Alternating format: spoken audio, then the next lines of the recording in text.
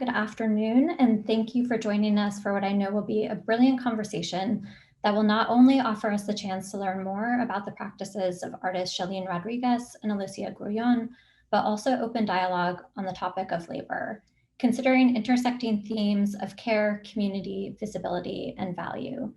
This talk has been made possible by the Terra Foundation for American Art and is part of a multi-year exploration of the theme of labor at the Mead that will culminate in a publication and an exhibition, among other offerings, so stay tuned. Before I pass the stage on to our presenters, I'll provide a brief introduction of each guest that will be followed by New York University professor and the founding director of the Latinx Project, Arlene Dávila's remarks. We will then hear presentations by Shellyne and Alicia. Arlene will then moderate a conversation among the presenters before opening up to questions from our audience. Please share your questions either directly with Arlene, or you can just throw them into the public chat and we will attend to them. We will get through as many questions as we possibly can and look forward to them. Also note that the talk is being recorded and closed captioning is available, and that is live. So all three of our guests are based in New York City. Arlene is leader in critical race and Latinx studies. Her scholarship focuses on cultural equity, and I've had the pleasure of reading a couple of Arlene's books, which I can personally attest are impressive for their rigor, clarity, and insight. Her most recent and acclaimed book, Latinx Art, Artists, Markets, and Politics, is a must-read, and it very much connects to our conversation today and its exploration of questions of visibility, the assignment of value, and considerations of race and class as they pertain to the art markets and worlds that often continue to marginalize and misrepresent or limit readings of the diverse practices of Latinx artists. We'll drop a link to Arlene's new book and also to our website in the chat and encourage you to read more. Alicia and Shellyne are based in the Bronx, or as Alicia has stated, the best borough of New York City. Both are artists, writers, educators, and community organizers, and we will also share links to their websites to encourage you to read more about their work and accomplishments there. Here, I'll just highlight a few projects. Alicia was one of the organizers of the People's Cultural Plan, which with a collective of cultural workers addressed the shortcomings of New York's first proposed cultural plan. She is also a recipient of the 2020-2022 Wallentas Fellowship at Moore College of Art and Design in Philadelphia. At Moore, she will have a solo exhibition that will open on July 31st and run through September 25th of this year, which is very exciting. And in 2022, she will present ongoing research on reimagining transformative autonomous hubs on university campuses that function as sites of compassion. So I think that's also worth noting as we're on a college campus. Shellyne works in various media to, in her words, depict spaces and subjects engaged in strategies of survival against erasure and subjugation. Her recent drawings of organizers and community members are representative of this ongoing work, which I think we'll hear more about.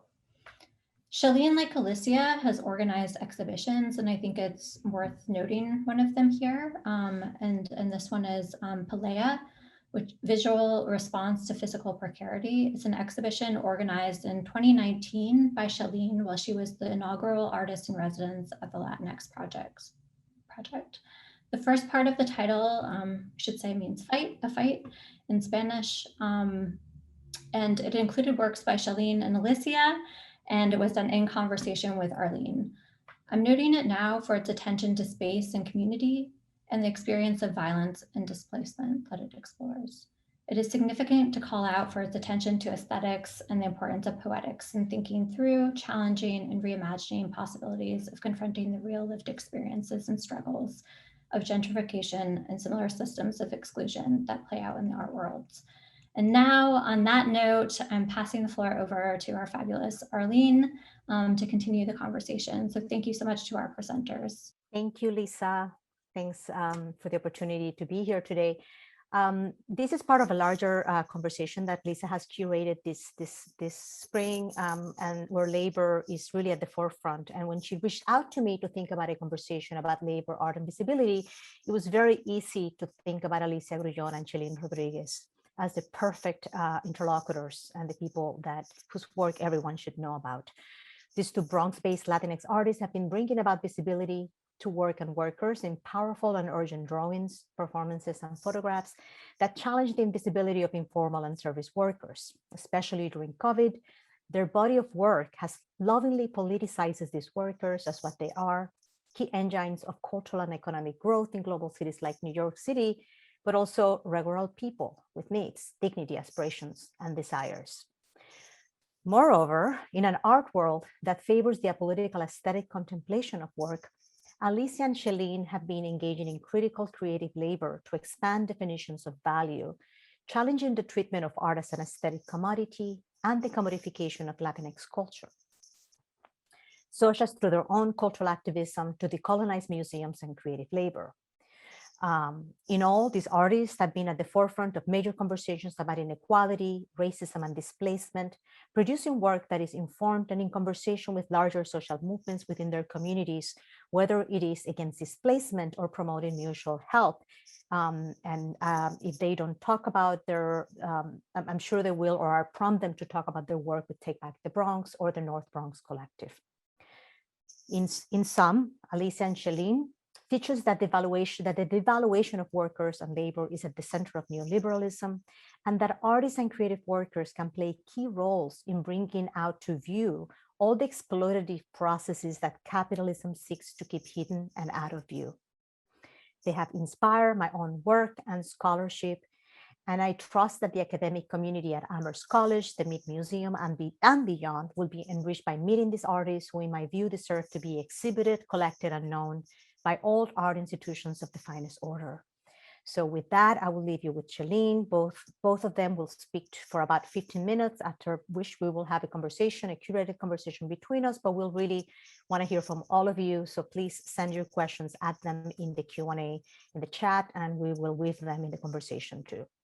I leave you with Shellyne. What's up, everybody? How you doing? Yeah, I'm gonna just jump right in.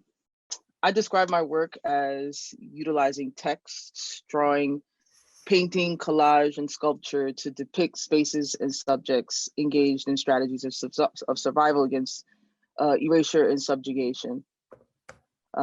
That's my spiel. When I started to do these drawings under the lockdown at the beginning of the nightmare that was COVID, it wasn't much of a stretch from what I was already doing. I mean, in my work and thinking about to consider questions around labor, though, leads us directly to conversations around class under racial capitalism, which for me, those considerations are specific to the place where I'm standing, which is the Bronx, which is New York City. What COVID did was amplify the discontent around the working conditions and exploitation of delivery workers, which was always visible, particularly in New York in the winter months and snowstorms in the city. COVID turned their precarious conditions into a permanent fixture, revealing what has always been like a basic Marxist observation, which is that the worker is the most essential figure in the line of production. Without the proletariat or the working class, there is no one to run the factory, or in this case, the restaurant. In the restaurant industry, the most essential worker is not the chef or the wait staff. In the restaurant, the most important worker is the dishwasher, first and foremost, followed by the line cooks. You cannot serve those $35 steaks and truffle fries if you ain't got no clean plates. But what COVID did was scramble this order a little bit.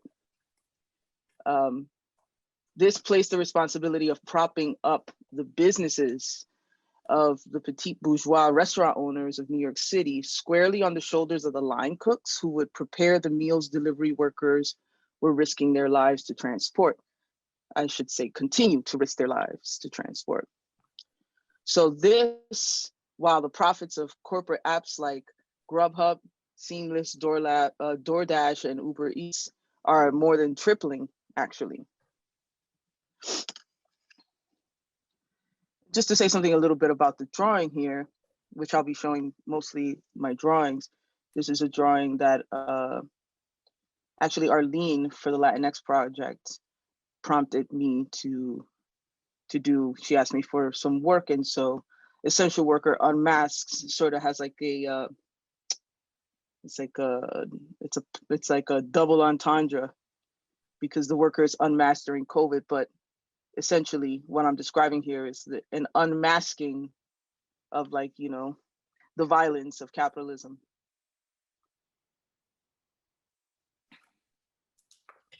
So I wanted to avoid the whole like COVID essential worker hero narrative, as I felt like its own kind of like liberal sentimentality, the kind that thanks traumatized and bewildered young soldiers returning from committing atrocities in other countries for their service, blissfully unaware that it's not a service, but an imperialist blood sacrifice of an expendable poor and working class sent to the front lines in the name of like illusions of democracy, I guess.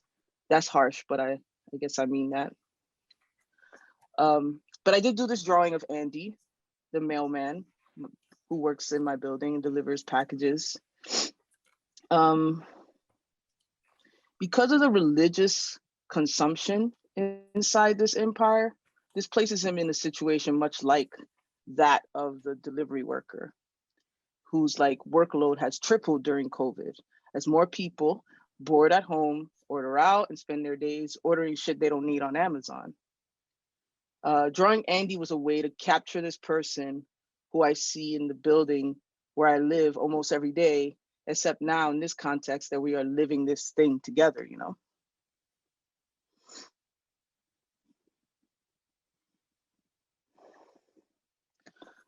So sheltering in place also put me in a situation where I didn't really leave my building.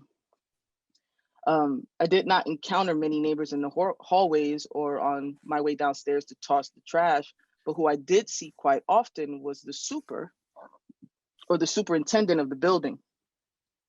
Dragon is one of those rare ones that doesn't behave like a landlord overseer and he sides with the tenants. I attribute this to the fact that he lived through communist Yugoslavia and its dissolution as a Serbian. You know, Dragon says that in the 30 years he has been super of the building, it's only been maybe the last 10 years that he has had the garbage double the way it has. Recycling, actually, because of all the cardboard accumulated from the online ordering tenants do. He's always astounded at all the junk we buy as he lugs our trash up from the basement alley and onto the street twice a week, a task that only became more daunting for this 70-year-old man during this past year.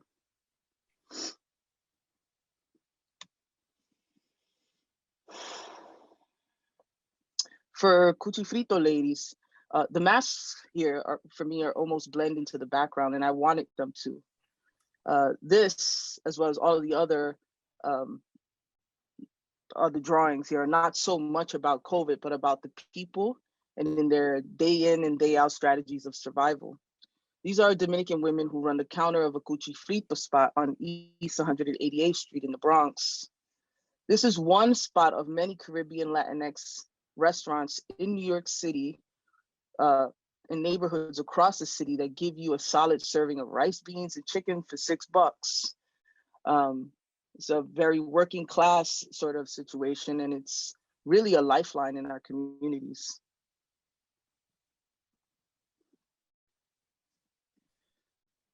The underground economy is also a lifeline for folks in our communities. Gambling has always been a way that folks make ends meet. This man is running a 3-card Monte game, and this is a game that's as old as time.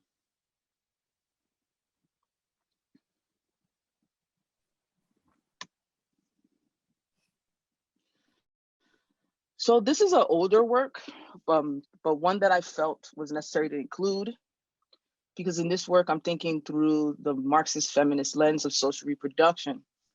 Here is a grandma, the caretaker of the children and her children's children. But I want to extend this lens to include intergenerationality. I'm not sure if that's a word, but it should be. The kind of social reproduction work that elders do in the community, whether they're your grandma or not. In this work, what is reflected is the thoughts that Doña Rosa, this was one of my grandma's friends from the senior center, where she attended. But you know, like the thoughts that Doña Rosa has in this thought bubble about this young boy on a bike who's destined to be transferred to that walker eventually that Doña Rosa probably uses. So as you can see, the bicycle converts into like a walker. If he lives long enough, though. And you know, Doña Rosa, she's armed with a machete, ready to fight. So she's keen on making sure that this child sees that day.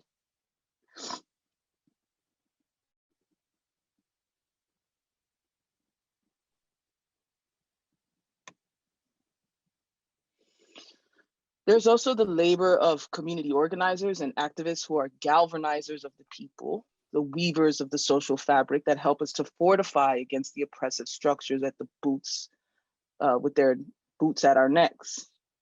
In this particular case, this is my comrade Hillary, who is taking a break from painting a banner.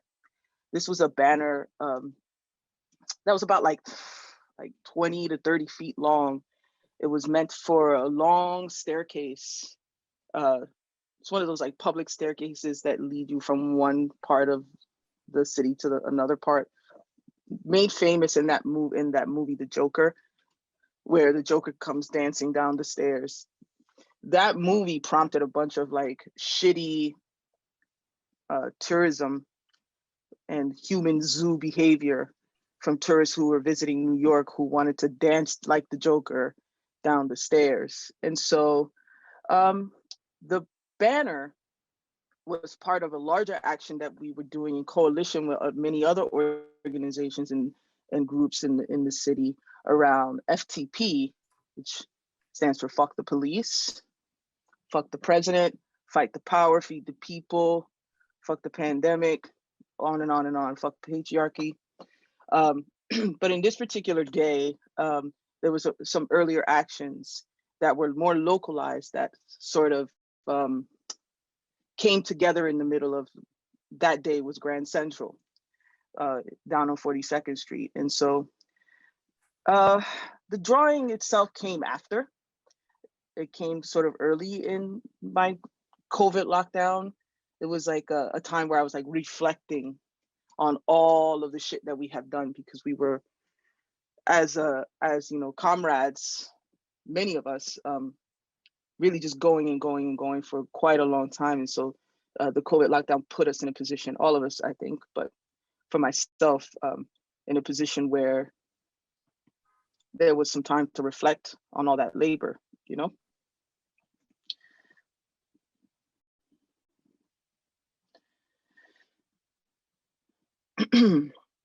So along those same lines is the labor of movement lawyers who challenge the legal system in the courts in order to safeguard the rights to protest or for those activists and organizers. This is Mo.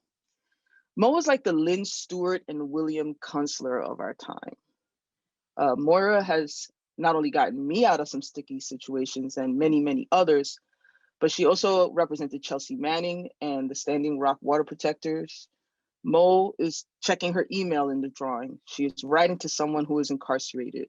We know this because she's on the Core Links website, which is the email system for those on the inside.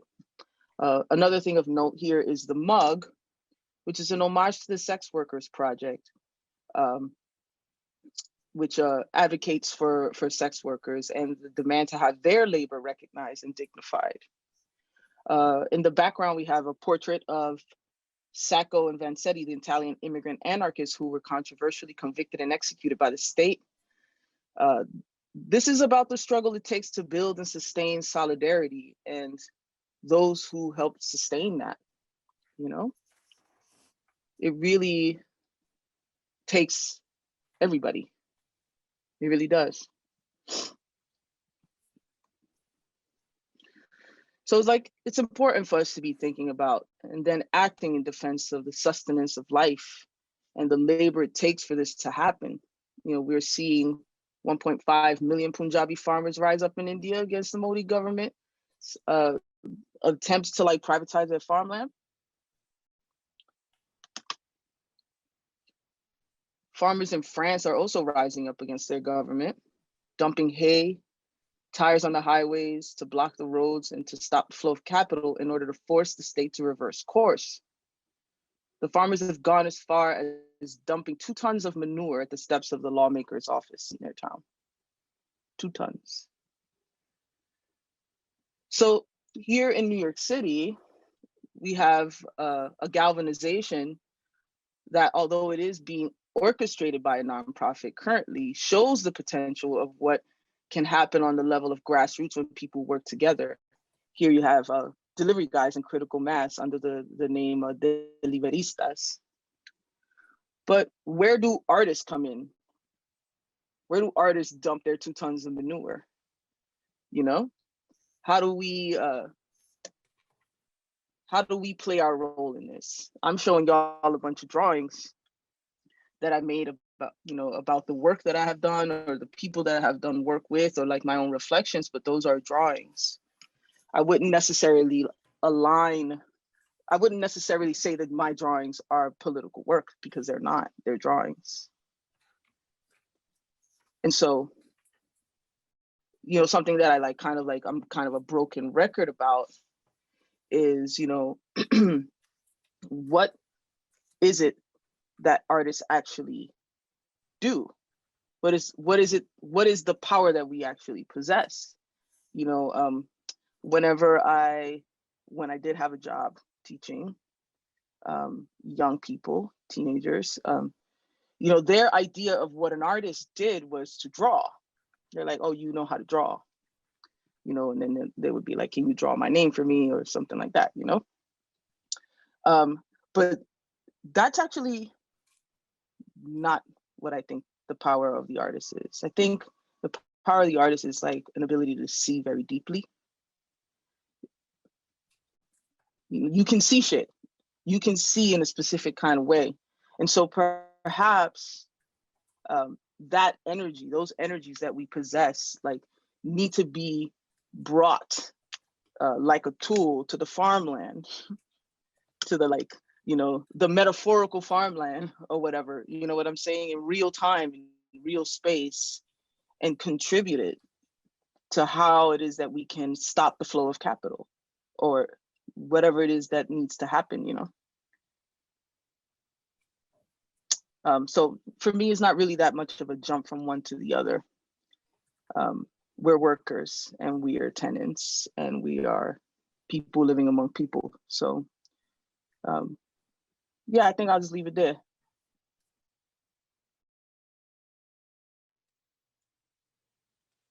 So my name is Alicia, and I'll be sharing with you today a PDF of some work, but mostly the work that I've been working on recently during COVID, that pertains more closely to the theme today. And also a little bit about myself and the reasons why I love image making. It has a lot to do with how I have been making images, and mostly portraits and videos.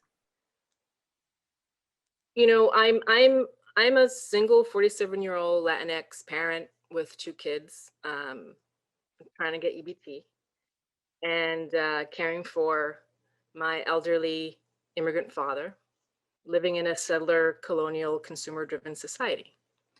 So according to these statistics, I was not meant to make art, nor create the freedom needed as an artist to live my life fully.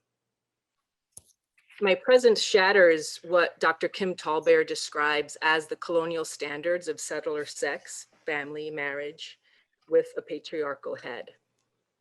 And I'm not romanticizing living precariously as an artist and adjunct. There's no glamour in that, but I am grateful for moments like these, because I'm able to talk about what I've been working on for the past 15 years, where at the time of my graduate studies, there was little room for discussing the intricacies of image making as a woman of color. So I put my body in situations that have historically not been meant for me, or designed so I have little control over how I'm represented in them, by which I mean my body as a signifier. So how do I read as I walk into a room when the signification of my body will vary based on who is doing the looking within the context of the settler, plantation, colonial, patriarchal gaze? And these situations have included the Revolutionary War, the United Nations, museums, universities, among others. And I encourage viewers to reflect upon my work as a storytelling process, bordering between the staged and the documented. I use performance art, participatory art, photography, and video towards critiques on the politics of presence that argue for the inclusion of disinvested communities in political and social spheres. So through much of my work, I explore my purpose as an artist, right? As I think through Black and Indigenous feminist theories. And for me, this is a big thing because I started off as an actor in 1995. And there was little room for Indigenous and feminist theories when I was in front of the camera as an object to be placed and defined. So my first audition was for Spike Lee's Girl 6, right? And as soon as that occurred, I left the business because I wanted to create my own materials, investigated why, as a woman of color, I was only offered roles as maids and prostitutes. And I trained as a documentary photographer. I took classes at ICP and I lived abroad, and living abroad was vital for my understanding as the camera as an imperial tool that was very specific in the way that it was used to shape the culture of seeing. And this in itself was a complicated endeavor as a person of color from the first world, raised within the lexicon of US exceptionalism. So undoing how I saw myself and other people of color was an intellectual endeavor, as well as an emotional and psychological one. And I needed to do that through the image. For me, the image is the anchor of understanding the power the gaze has, largely due to its accessibility because of mass distribution. And I think that the possibility of this power was clearly understood by imperial forces in the creating of their image archives of the world that they were wishing to shape. So in my research, I visually analyze these semiotic conditions existing under these circumstances, and photography as that first colonial tool, driving narratives that dehumanized the colonized. And the camera came at a really perfect moment, and that perfect moment was taken advantage of because of its leniency towards science, right, and the depiction of the real.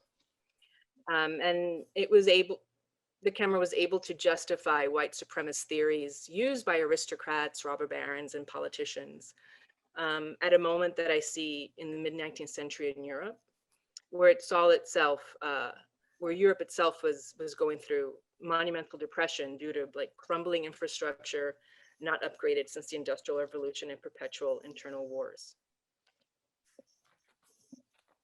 And I'm interested in the patterns and the visual patterns used throughout the 19th and 20th century, and examine the structure of image making, how people have been visually othered, and how through embodied research, I might be able to undo it. And that's where the performance aspect in my work comes in. Some of these patterns include, associating BIPOC people to nature, but not in a relational condition, but within the justification of the manifest destiny as the white man's biblical calling to tame and control nature and its people. And, we see this in drawings and paintings since the early 16th century, many drawn by men who had never visited the Western Hemisphere. This is a great example of that, or the global South. So a lot of the images included, for this particular image, and sorry, I'm taking you through a little art history. They're maple trees that are not maple trees. I forget the type of tree, so excuse that. But these particular trees are very specific to Europe. The anteaters, amalgamation of different events not related to the Western Hemisphere at all, but all of these images made up our way of seeing and our way of relating to the rest of the world. And all this was inherited into photography and purposely used. So I'm interested in these visual patterns, and also other patterns are placing BIPOC and poor working whites, specifically Eastern Europeans and Irish, in scenes of destitution, and then fetishizing and hypersexualizing BIPOC women.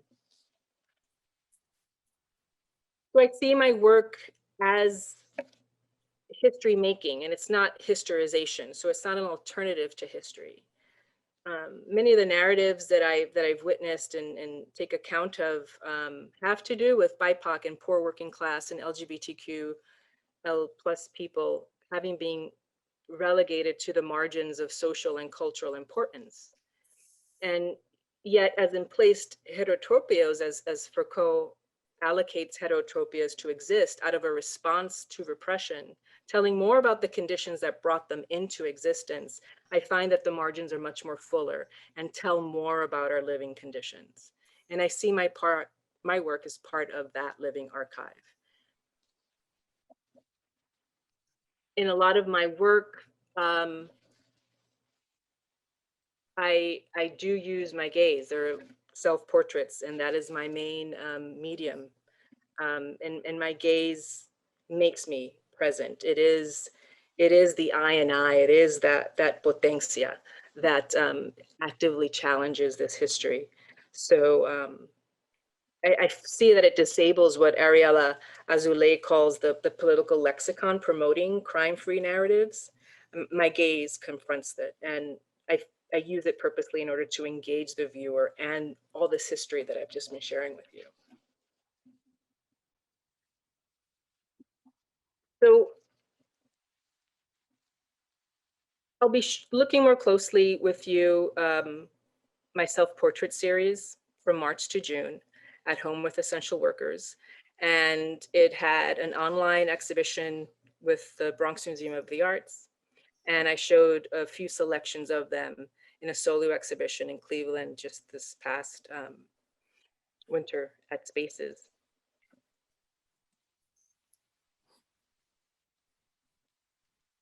I created these portraits at home while in quarantine.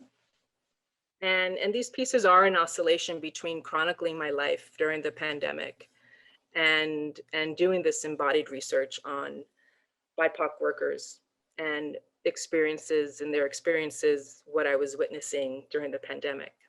And I wrote a little bit for a blog for Verso Books. And I'll just read this out loud if you're unable to read the screen.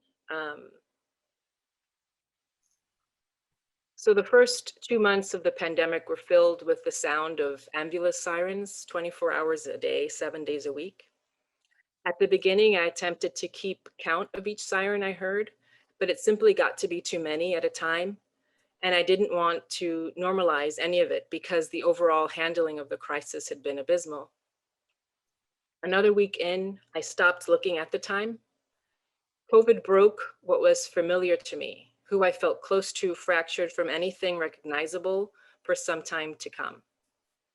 Aside from my immediate family living with me, the only other human beings I would see were essential workers.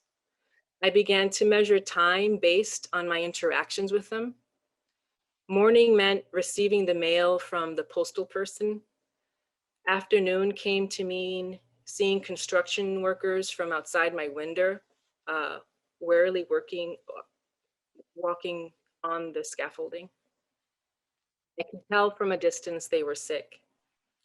Each step was extra cautious. If we were out of food, it meant a week had passed, and I'd see the cashiers at the supermarket scared shitless. We'd look at each other, not knowing anymore how to say hello or how are you.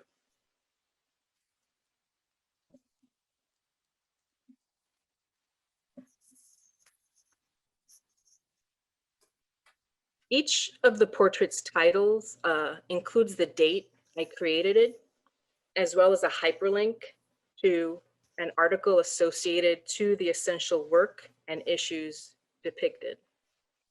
And these aren't conceptual characters. And they're also not based on anyone specifically.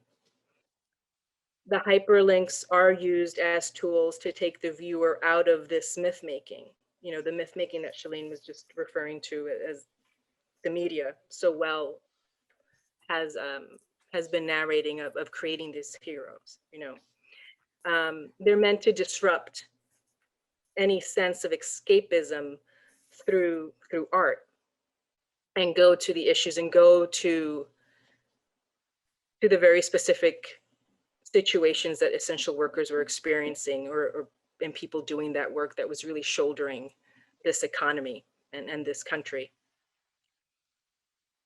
I set up and I shoot the images myself, and I mimic stances often found in documentary photography.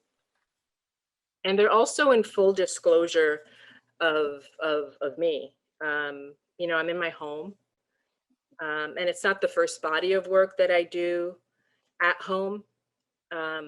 Many of my video pieces in the past were purposely staged at home.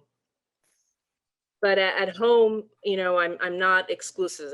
I'm not an exclusionary figure. You know, the art isn't without the woman, without the children, without this unevenness of life.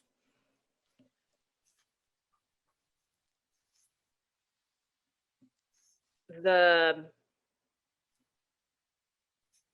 costumes, if you call them, I put things together. Sometimes I would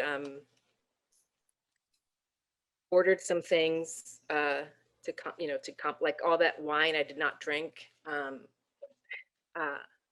People gave me bottles, and there's a friend that connected me to another friend at the bar who gave me these bottles, for example, and then just chose different spots in my home to create these issues. And the links are still working. They're still working links. I started last March and continued into the end of the year. But I have to reshoot one, so that's why that's why I hesitated, you know. And if, you know, having to reshoot it, I would reconfigure the year. If that makes sense. Some other people that I would see when I was walking my dog would be the bus drivers. And that was at a time when there were no cars on the street. And I would always wave to a bus driver late at night when I was walking my dog. I would just always wave. And every bus driver would always wave back. And there was that moment that you would make eye contact even for just a second while the bus was passing by. And can't help but even now get a little emotional about it. Back in April and May. So, and this was in October, right during the transit strike. Essential workers also include people who protested. It includes and expanded what we consider the work, and in large part our discussion of working class people. It's been reintroduced into our daily vocabulary and the way that we're talking about situations, and a lot of that has to do with housing. And particularly in New York City, with the loss of housing and the increase of just living. It's hard for working people to live here. And that wasn't always the case in New York City, particularly after World War II, where a lot of strides were made by workers, by working class people. And that was a trend that grew from the 1930s in the United States, but particularly in New York City, because of socialism, because, being communist wasn't a bad word in the 30s, right? But then the Cold War came in the 60s and 70s, and that changed. But recently in this century, due to many different factors, including like Occupy and Bernie Sanders, talking about the working class people, talking about unions has been revitalized. And I think with COVID, it really, and essential workers, it really ignited that conversation again, where now it's full front and center, and we have situations Alabama and horrible situations, as you know, Jeffrey Bezos is himself. That's my opinion.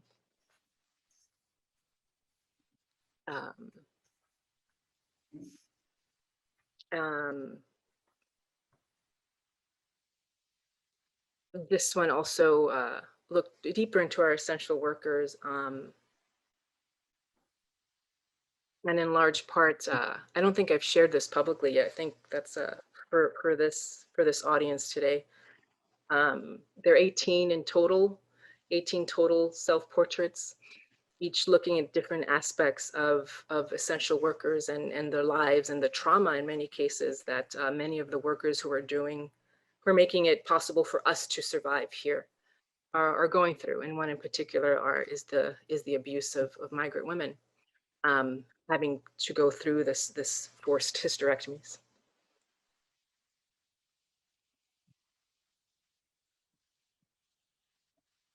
I'm going to play a clip now. And I just want to let you know that after the clips are played, I'll say a quick thank you, and then I'll leave it to Arlene so we can start our discussion. But in my video work, I work off a lot. I build off of these ideas that I started my talk with. And also thinking about spatial positioning and how spaces converge. And I think that during COVID, for a moment, these spaces were converging a bit. I'm not going to romanticize that either. And time and geographical considerations all just kind of melded together in 2020 for me. And in my videos, I tried to, not reenact it, but reflect it back as I was experiencing all these different spaces coming together, telling this larger story of 2020. And I create scripts out of interviews I reenact, or scripts out of messages a friend might send, contemporary news, music, and other visual elements. So all this becomes a larger script to create these moving collages. And I study the storytelling process between the collective and individual memories and how they exist. At times, these components are inconclusive, and sometimes there is a disjunction between the soundtrack and the image, or there might be silence dragged out a little longer. And it is meant to highlight this fragmentary quality of reality and perspectives and what's being experienced collectively and personally. The performances are based on interviews and conversations that I've had, and that I restage sometimes, or I reenact. And they also bind together the elements that are taking place in this larger collective memory. And particularly now, it was interesting doing this mixing. I do consider it kind of mixing, because in the past when I've done video work, a lot of my angles are straight on, but this time it was just, living constantly on screen with Zoom meetings and looking at reality through a screen, different size screens. So not just my desktop, but my phone, or, an iPad, and how all these different spaces started to come together to tell a story. The first video, the first clip is based on posts that I reenacted of shared or friends, and it takes place in April 2020. And you'll see a clip. It's from 4 Aprils, it's called, the video, and there are 4 different stories patched together. And the second clip is from a video called Please Don't Let It Be Too Close. And it was a video that I was commissioned to make by Spaces. And the video was initially meant to be about the elections, because this was planned 3 years ago, right, in 2018. And things changed between 2018 and 2020.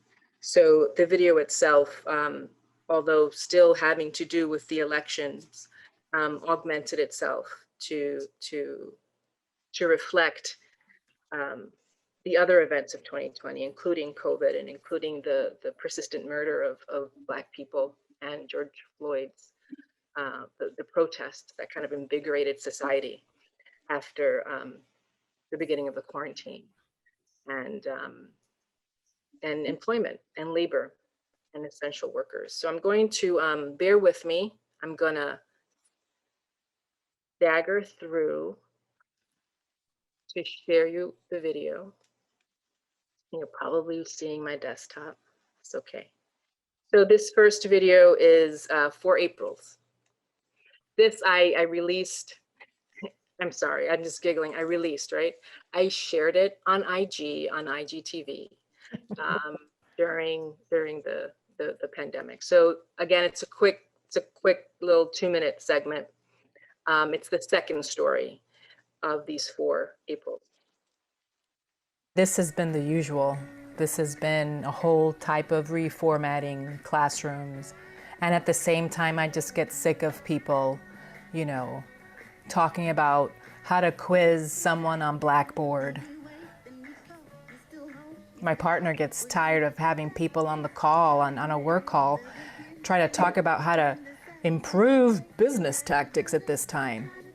Like now is the time. But one thing that I do notice is that there are some apparent consequences of the switch to online teaching for public universities. Okay, not enough students have computers. I could have told you that. The chancellor has instituted a recalibration policy to try to get more students computers. So there are a number of students who have been called to the National Guard. We just had a whole whole brigade of National Guard troops coming in. So those are some of my students. Some dormitories are finding that once the students are home, you know, they're not only in different time zones, but they become a subject of the chaos that's happening in their family's home. So not only are they having to share a computer and like back up the Wi-Fi, but their parents are probably home if they're home working. If not, their parents are either unemployed or going in and out to work because there's no relief for working class or blue collar folks. There's just not, you know? And what is it? Oh, some thought for the future. This is interesting. Schools that are tuition dependent, whether they're small elite liberal arts schools or bottom of the barrel public schools, may be in big trouble. Certainly no one in the fall semester is going to want to pay 50 grand a year to have their child learn online at home, no matter how prestigious their fancy school is.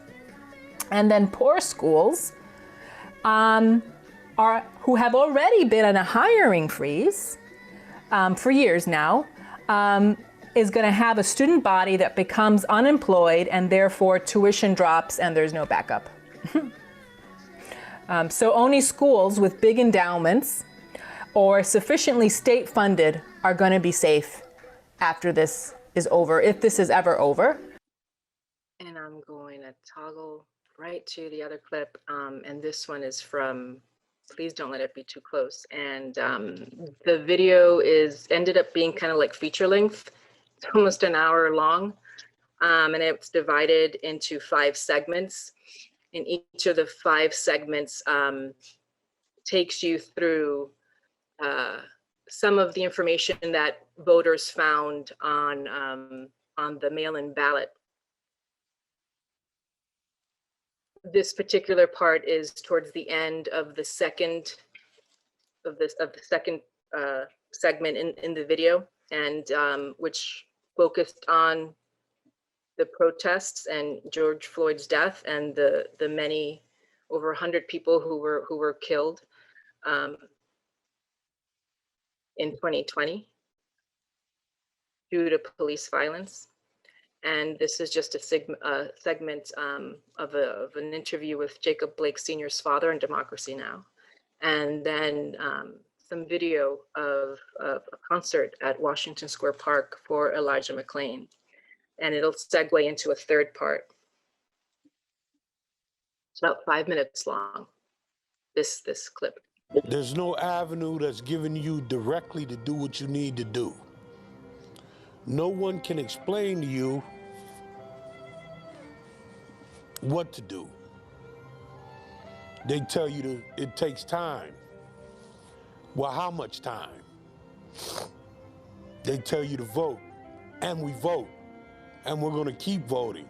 We have to change these laws, and we have to do something, because we've come up to this point to where the whole world is seeing the two systems of justice, and we're not in the mood nor in the mindset of taking it anymore.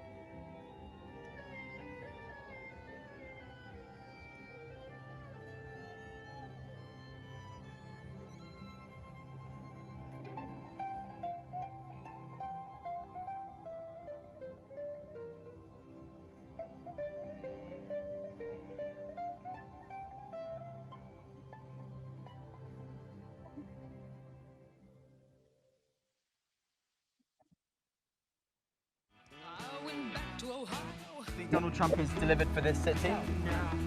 Why not? Has this area changed over the past 4 years? Yes, no jobs. People who are invested in the market have done quite well. The people who work for a living have not done You that. don't have food. You don't know where your next meal's going to come from. Politicians are going to have to start telling really hard truths. You know, in Cleveland, the steel industry was here. John D. Rockefeller, before he moved out to New York, he had a steel industry here. And when the steel moved out in and around Cleveland and in Warren and Canton, there's still big steel areas. I can even remember the mayor of Cleveland in the 50s, when people were starting to complain about pollution and smoke. He gave an interview once, and when somebody criticized him about not doing anything about it, he said, well, you see those smokestacks over there? And all that black smoke? It looks like black gold to me.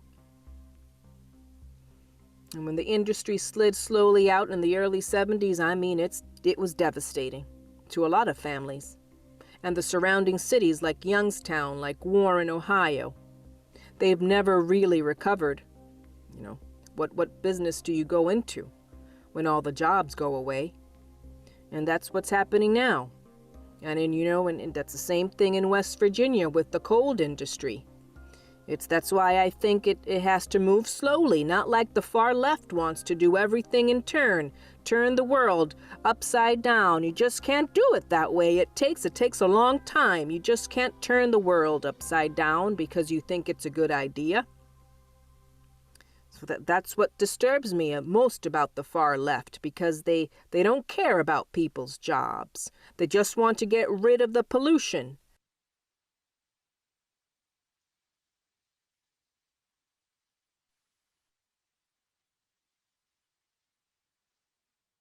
Amy Coney Barrett, I can't look at her.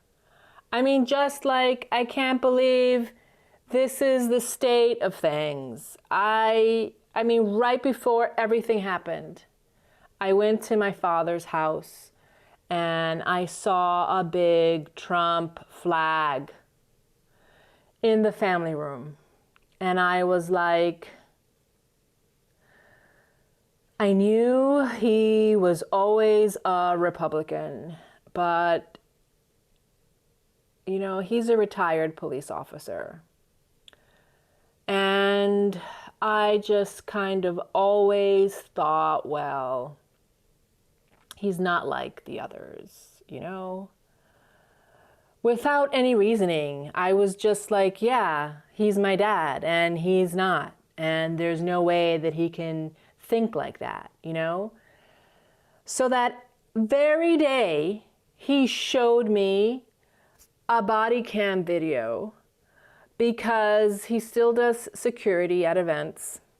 And the video was of him and some other security chasing Black teenagers away from the event where supposedly there was a big fight. And they had to get them out of there, whatever. But like, I'm watching it and I'm thinking like, why are you showing me this?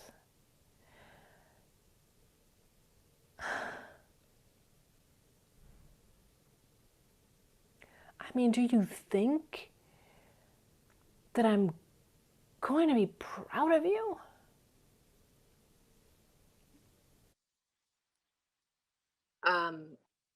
Just to, before I stop the share, just for context, just in case you were curious or asking, and please don't let it be too close. I interviewed people from the Midwest. So Cleveland, Spaces is in Cleveland, and initially for the residency, I was meant to be there for a month, interviewing people about the elections in Cleveland. But because of COVID, I ended up doing this residency virtually, which was exciting because I got to open it up to the larger Midwest population. And I interviewed people through Zoom about the elections and about their time in COVID. So in this 60-minute video, I'm reenacting some of these interviews, or you'll hear me through a voiceover like you did, the voiceover with the graphics, the Mother Jones graphics, and then the added memes that I added to the graphic screen on your left. So I just wanted to preface that so that you understood the context of that and those reenacted videos, interviews. And that's it. I'm ready for a discussion, Arlene. Here we go.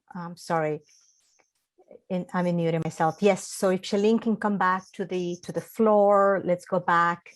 There's a lot to talk about, and I want to ensure that everyone is sharing their questions in the chat.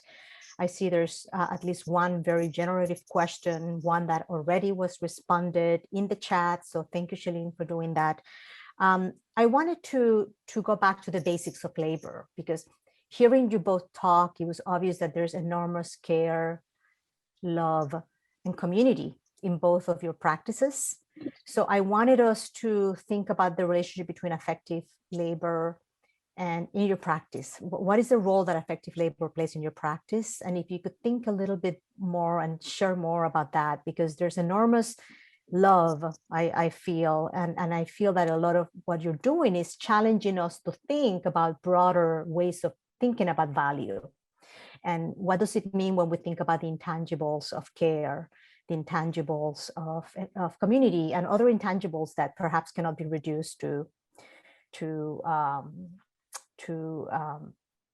a working wage, perhaps, so the way we tend to think about labor in such narrow terms. So Shellyne, if you want to start there. Can you maybe say something about what you mean by effective care? I'm not sure I'm familiar with that term. Care, just emotion, the emotional, and I could feel it even in the way you talked about your work, the way Alicia talked about the people she photographs, and that informed her work. There's enormous, there's an emotional component, and that has to do with the investment in your communities that those of us who know you know that drives your work. Yeah, for sure. I could say something about that. Certainly. I mean, when you go to your MFA program, I did my MFA in my mid-30s, después de vieja, you know what I'm saying? So like, I was already grown and formed and maybe hardened in my ways somewhat. one of the things you like get out of like out of an MFA program is like you got to learn how to argue for your shit. Y'all hear me out there, students? You got to learn how to argue for your shit, especially if you have, because the default Western imperialist eye wants to squeeze you in a box. So I think that there's been a significant amount of backlash against that kind of a thing, but it's still a problem. So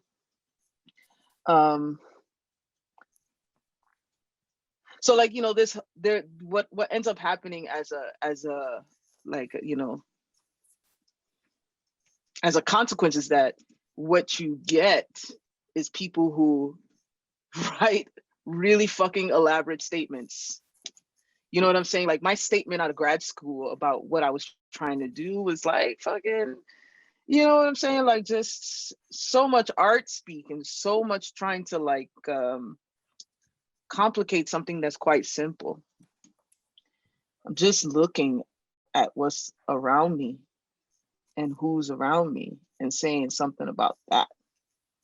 Like back to the fucking basics, essentially. You know what I'm saying? Like the fucking, I don't know, carceral this and the fucking, I don't know, aesthetic that, and it's great. Sure, like, there's a lot to think about and talk about, there's a whole lot to sort of unpack or like, make it clearer, I think I do that too in terms of like when I'm trying to articulate big ass ideas. But for me with the making and it's really like as an artist is a practice of just looking and seeing, you know what I'm saying? And so so like two things real quick, I'll be less long-winded. Two things. One was COVID put me in a position where, what I was looking at was literally right outside, right on my block. But, before that happened, I was already looking on my block. I said this in the beginning of my talk. Like, one of the things I was planning, and Arlene, you know this because I told you about it, was I was planning an art show at the Chicken Azteca in the rotunda on my block here in Parchester, as a way to like bring the community together, have an art show for the community, and use that as a way to like maybe do like political education and outreach as sort of like a side thing. But like COVID kind of shelved that. The second thing I want to say is a comrade of mine who's also here from the Bronx, Kazembe Balagoon, said to me a while ago, he was like, as BIPOC, poor and working class, I don't like to use that word too much, but poor and working class, Black and brown, particularly in your case, women, it's very important that you take seriously the archiving of your own work, of your own labor, because you will be erased. You're always erased. You're always sort of like pushed to the side. And especially in a place like we're in New York City, where we have to share this world stage with literally every fucking body who comes here, I took that seriously, and that kind of spilled over into my making, So I would say, to answer your question, to like ponerle el punto, is in terms of like my thinking about shit, like there's a lot to try to articulate when seeing what you see as an artist. When I say like, the dumping of the 2 tons of manure, you know what I'm saying? Like that, there's a lot that goes into the seeing what you see and saying that. But in terms of like an artist practice, it's a labor of love, and it's a labor of like looking and seeing, describing. And I think that like that, to some degree is why I get along so well with like geographers, critical geographers like Ruthie and my partner Maria, you know what I'm saying? Like, because it's like about place, you know what I'm saying? Absolutely. Thank you. Alicia, do you want to add to that? I don't know if I have too much more to add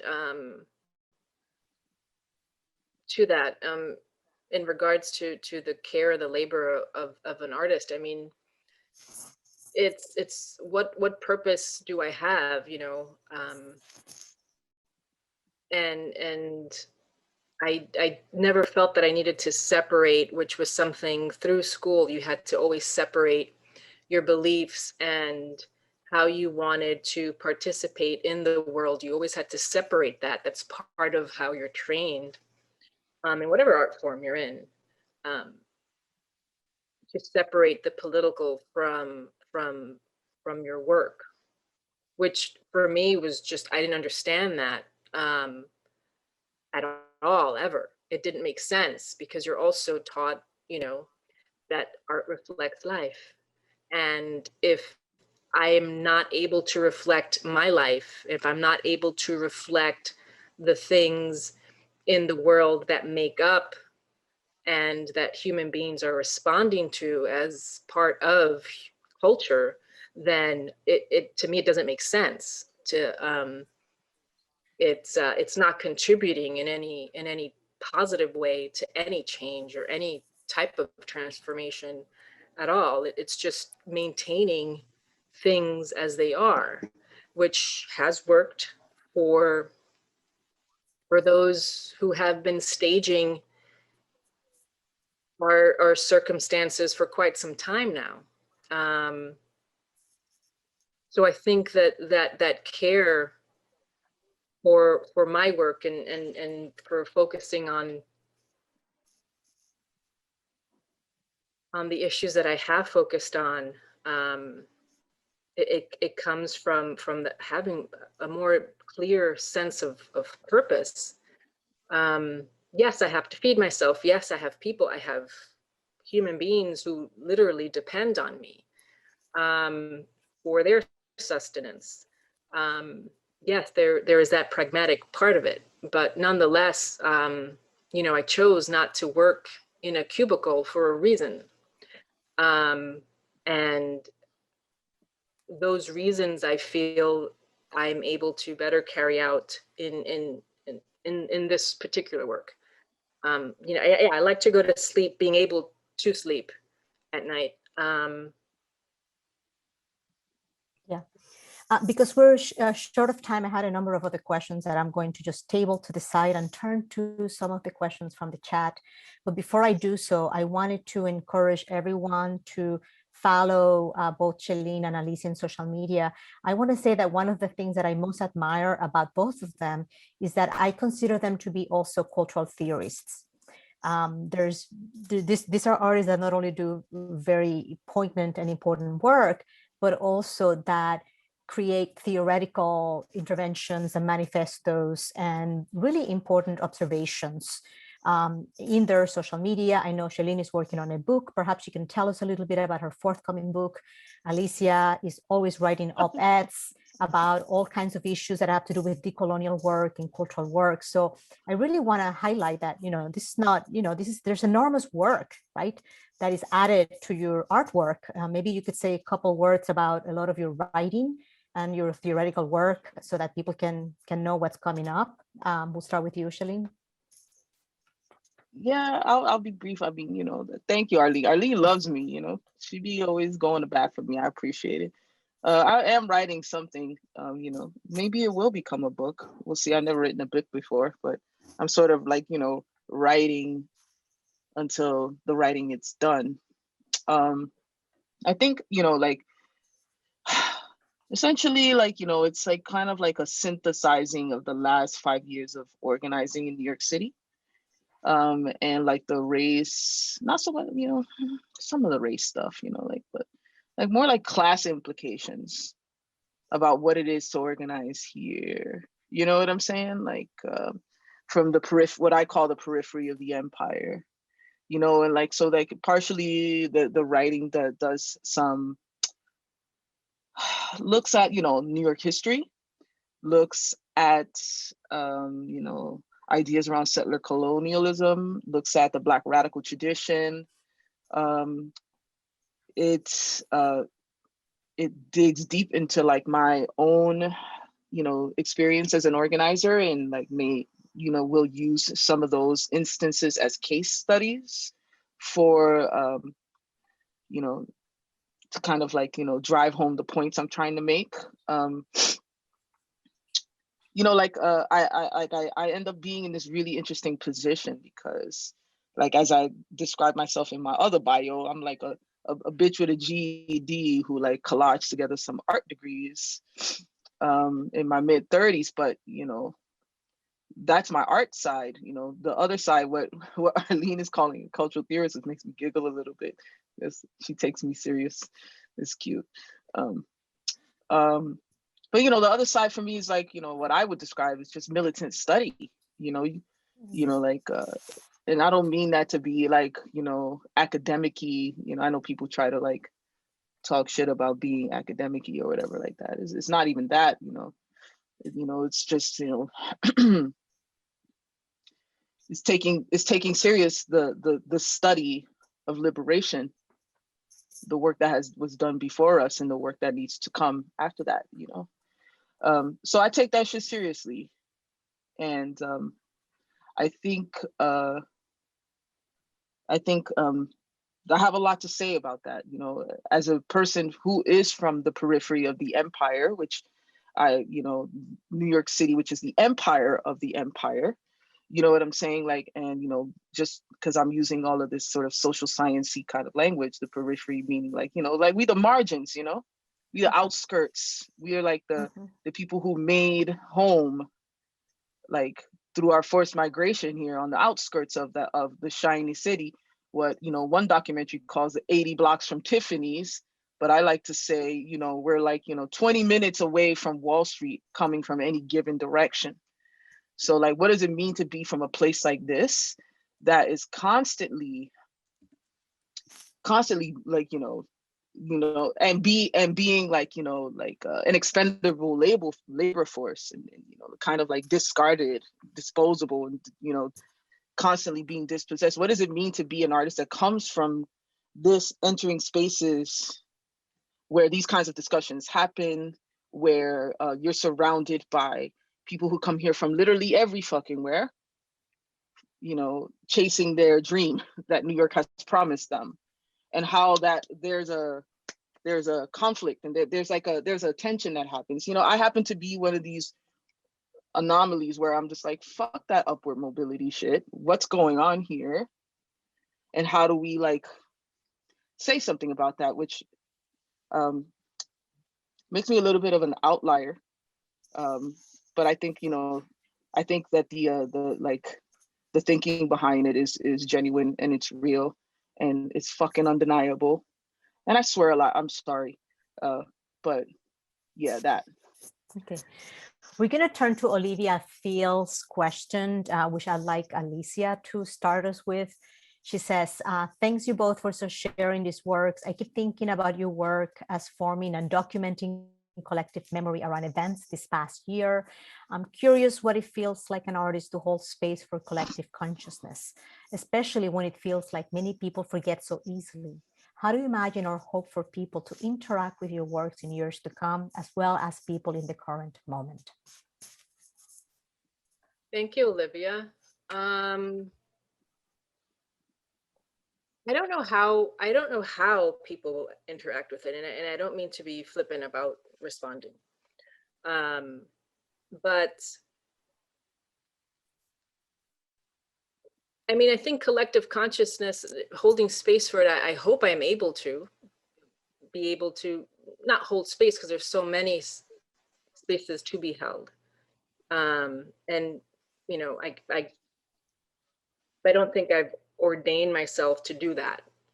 But I think that in line of that thinking of collective spaces, I think perhaps for me personally, and I think it comes from my background in performance and viewing art or the process of it a little differently in the sense that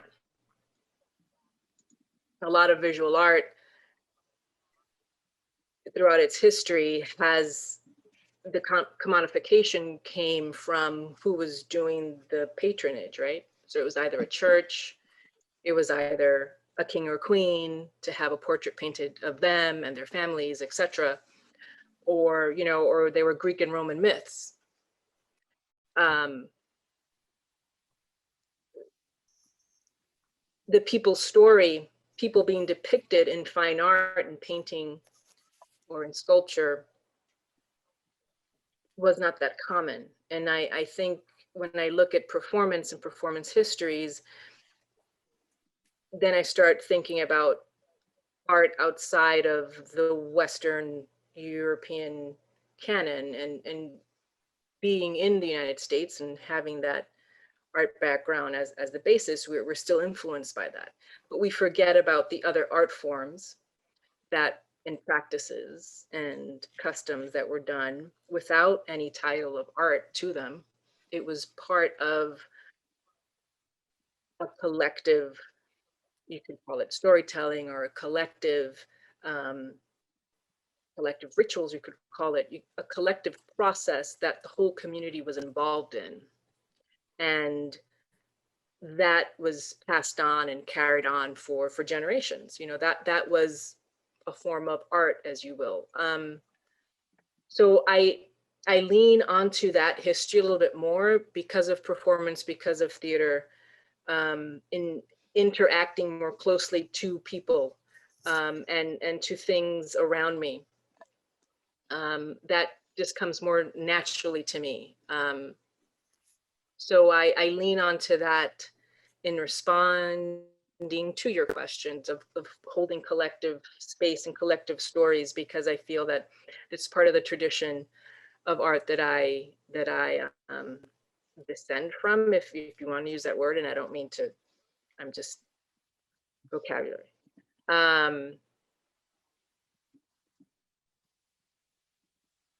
So, I mean, we forget about things. I'm looking at your question too, so I make sure that I answer. I think that the conditions around us make us forget about these things easily. You know, we're constantly bombarded by thousands of images a day, on our phone. We're made to think of the next hot thing. You know, we're not meant, our attention span has gone from, like, before it was like 5 seconds. You know, that's why you have the 4, 5, 3, 2, 1 before films, that's starting. But now it's down to 2 seconds. And I see it also with my kids, how quickly they're able to process, like learning to read social media, learning to read memes, learning to read, it's a different way of reading culture. And it's going so fast and so quickly that I think that in part, in addition to other things that would require a different panel and a different set of hours to dissect, add to our ability to forget so easily and not to commit to processing. You know, and added to that the consumerists' way of living, of constantly shopping, of constantly just what's the next, what's the next, what's the next, and not really resting and processing what has occurred. And that's probably why at this juncture in history, there is a huge window open to jump through and to change this shit show. And it's closing pretty quickly at the same time. And there's not enough mobilization occurring in our circles to really take advantage of it. As cruel as it might have come about, it's still there. So that's one thing that I hope conversations that my work might promote, highlight, or begin to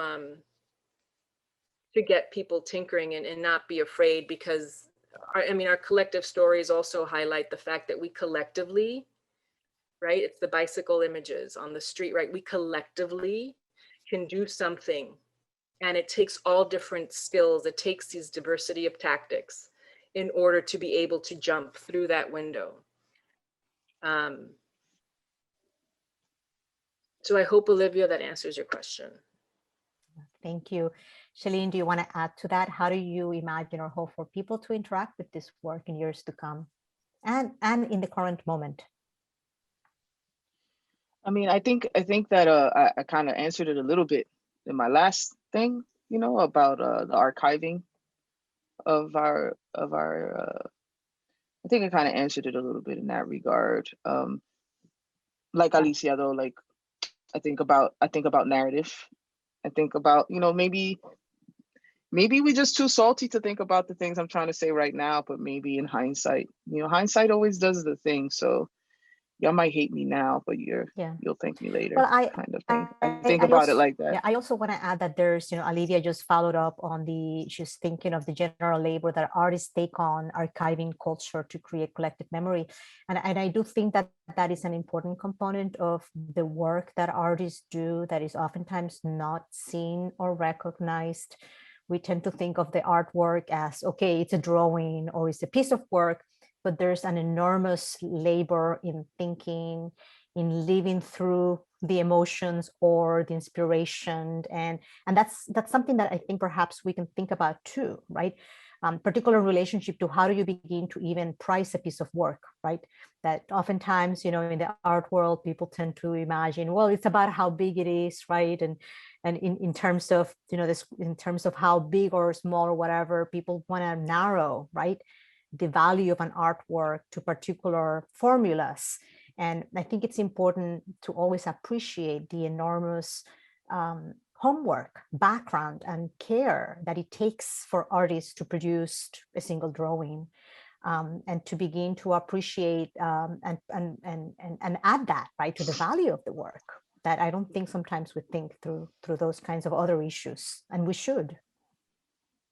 Yeah, if I could just throw one more thought in there, you know, I also think of, like, you know, the archiving at, like, you know, the archiving aspects of the way that I work, the way that I think, as akin to like hip hop culture, the storytelling in hip hop culture and the preservation of hip hop culture from where I come from.